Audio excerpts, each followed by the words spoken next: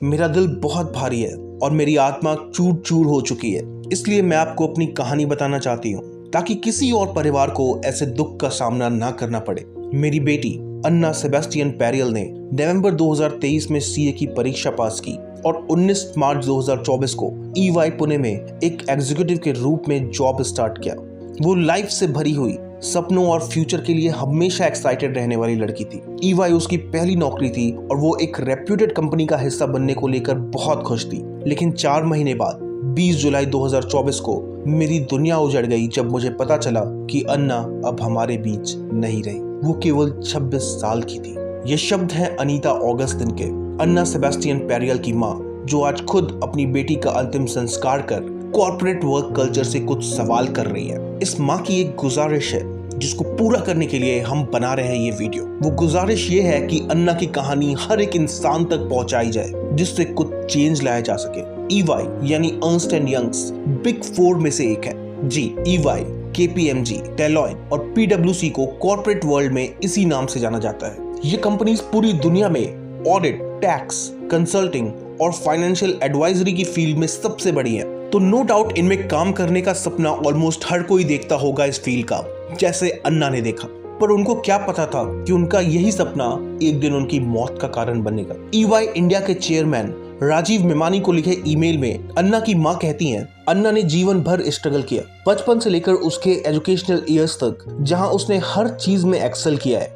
वो स्कूल और कॉलेज की टॉपर रही, एक्स्ट्रा करिकुलर एक्टिविटीज में भी वो बहुत अच्छा करती थी और CA के एग्जाम में भी उसने डिस्टिंक्शन प्राप्त किया। उसने EY में पूरी मेहनत की, लेकिन काम का बोझ, नया माहौल और लॉन्ग वर्किंग आवर्स ने उसको मेंटली, फिजिकली और इमोशनली पूरी तरह से थका दिया था। उन्हें जल्दी ही स्ट्रेस, नींद की कमी, ये सब प्रॉब्लम्स स्टार्ट हो गए थे। लेकिन इसके बाद भी उसने खुद को पुश करते हुए काम जारी रखा, ये मानते हुए कि मेहनत और लगन ही सफलता की चाबी है। अन्ना ने हमें अपने काम के एक्सेस बोझ के बारे में बताया, खासकर उन काम के बारे में जो उनको सिर्फ ओरली दे दिए जाते थे। जब उसने अपनी चिंताओं की बात की, अपने सीनियर्स को अपने प्रॉब्लम्स के बारे में बताया, तो उनको जवाब मिला कि तुम रात में भी काम कर सकती हो, हम सब यही करते हैं। अन्ना अपने कमरे पर पूरी तरह से थकी हुई लौटती थी, कभी कभी बिना कपड़े बदले ही बिस्तर पर गिर जाती थी और तब भी उनके मैसेजेस बजते रहते थे रिपोर्ट्स की मांग करते हुए।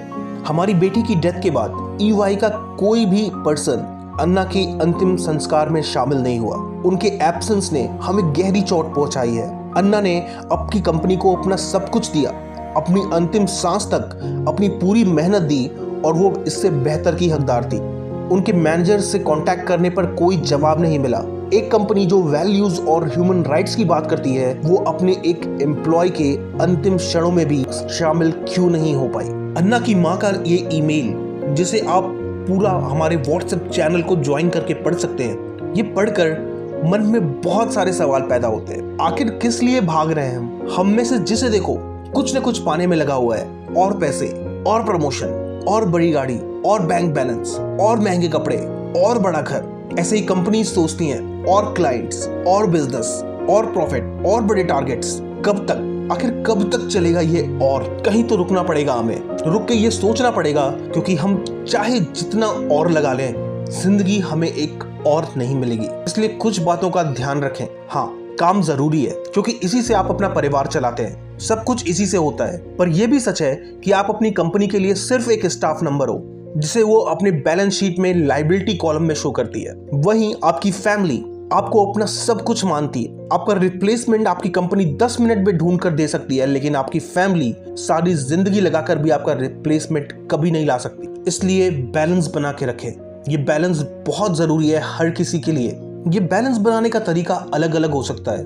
आप अपना तरीका ढूंढिए और उसको फॉलो करिए। अपनी सेहत का ध्यान रखें। डेली दिन में कम से कम एक फ्रूट खाएं, कम से कम आधे घंटे कोई भी फिजिकल एक्टिविटी करें जिससे बॉडी फिट रहे। ट्रस्ट मी, एक्सरसाइज एक बहुत बड़ा एंटी डिप्रेसेंट है। दिन में कम से कम 20 से 30 मिनट खुद को दें। अंदर क्या चल रहा है ये जानें, खुद से बातें करें। इससे आप खुद को बेटर समझ पाएंगे और अच्छे तरीके से खुद को हैंडल कर पाएंगे। और लास्ट, बात करें। ये सब करने के बाद भी कई बार आप गिरोगे। ऐसे में कुछ लोग नशे करने लग जाते हैं, तो कुछ सीवियर रास्ते अपना लेते हैं। पर कुछ गिने चुने लोग हर किसी की लाइफ में होते हैं जिनसे आप खुलकर जब भी पानी सर के ऊपर से चला जाए, ऐसे लोगों के साथ थोड़ा वक्त बिताइए। और अगर ऐसा कोई भी नहीं है आपकी लाइफ में तो शीशे में देखिए, मदद आपको वहीं खड़ी मिलेगी। वीडियो के एंड में हम अन्ना सेबेस्टियन पेरियल के लिए प्रार्थना करते हैं और साथ ही ये भी होप करते हैं कि ऐसा किसी और के साथ ना हो। अपना वक्त इस वीडियो को देने के लिए हम आपको धन्यवाद करते हैं। मिलते हैं नेक्स्ट वीडियो में। अगर हमारी कोशिश काम की लगी तो सब्सक्राइब करके जाइए।